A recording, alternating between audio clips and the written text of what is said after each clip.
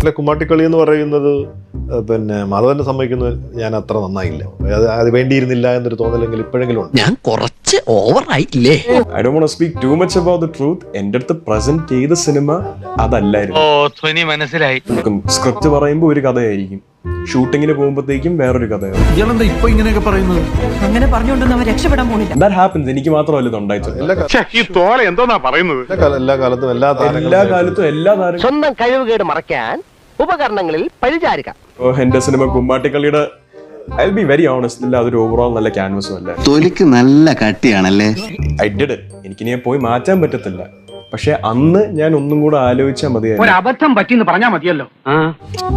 അത് കാരണം വരുന്ന ട്രോൾസിൽ കേൾക്കുന്നത് വേറെ ആരുമല്ല, ഞാൻ മാത്രമാണ്. എന്തുകൊണ്ടങ്ങനായി? നിന്റെ കഴിവുകേട് കൊണ്ട്. നീ നിർത്തിയിട്ട് പോ പണി, നിനക്കിത് പറ്റത്തില്ല. ഐ എം സോറി, ഇനി നിങ്ങളുടെ തോന്നിയാൽ അനുവദിക്കാനാവില്ല. It's all fine. എനിക്ക് പറ്റുമോ ഇല്ലയോ എന്ന് ഞാൻ ശ്രമിച്ച് തെളിഞ്ഞ് എനിക്കത് പറ്റത്തില്ല എന്ന് തെളിയുമ്പോൾ ഞാൻ പറ്റുമോ. അപ്പൊ കച്ചേരി തീരുമാനിച്ചതിന് ശേഷമേ നീ അങ്ങോട്ട് പോകുമല്ലേ? അങ്ങാട്ടൊന്നല്ല, എങ്ങാട്ടും. അതിനി അല്ലെങ്കിൽ ഞാൻ ഇവിടെ തന്നെ കാണും. അവന്റെ ആത്മവിശ്വാസം തർക്കമില്ല.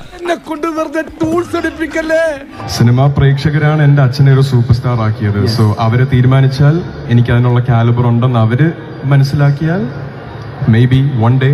നടക്കുന്ന കാര്യം വല്ലോണ്ട് പറടാ. Like I said, no regrets. എനിക്ക് ഒരുപാട് ലേണിംഗ് എക്സ്പീരിയൻസ് വന്നിട്ടുണ്ട് കുമ്മാട്ടിക്കളി എന്നുള്ള സിനിമ. Super joke. അതുதான் சொன்னேன். ஆனா வெளியில யார்ட்டையும் சொல்லாதீங்க. ഉതപ്പാണുங்க. നമ്മൾ അനാഥരാണ്, പക്ഷെ ഗുണ്ടകളല്ല. എന്താ പുള്ളി കാണിക്കുന്നേ? ഇതുപോലത്തെ ഒരു കോമഡി പീസ്. എന്ത് ചെയ്യാനാടാ, ഞാൻ ഇങ്ങനൊരു ദുരന്തനായി പോയി. മട്ടഹാസം എന്ന് പറയുന്ന സുജിത്തിന്റെ പടം ഒരു വ്യത്യസ്തമായ സിനിമയാണ്. ഞാൻ 3 സിനിമയിലെ വർക്ക് ചെയ്തിട്ടുണ്ട്. മതിലോ അതെന്റെ 3ാമത്തെ സിനിമയാണ്. ഞാൻ ഏറ്റവും കൂടുതൽ എഫേർട്ട് ഇട്ട് വർക്ക് ചെയ്തിട്ടുള്ളത് ഈ സിനിമയാണ്. അതുകൊണ്ട് ഞാൻ വളർന്നു വരുന്ന ഒരു യുവപ്രതിഭയല്ലേ. നാളെ ഞാൻ ആരായില്ലെന്ന് ആരും കണ്ടു. നമ്മൾ ഗുണ്ടകളല്ല, അനാഥരാണ്. എന്തിനാണ് കൊന്നിട്ട്? എന്റെ മോൻ പോയി തൂങ്ങിച്ചത്. ഇതിനേക്കാൾ വലിയൊരു സഹായം അച്ഛന് ചെയ്യാൻ പറ്റില്ല. പിടിച്ചേ.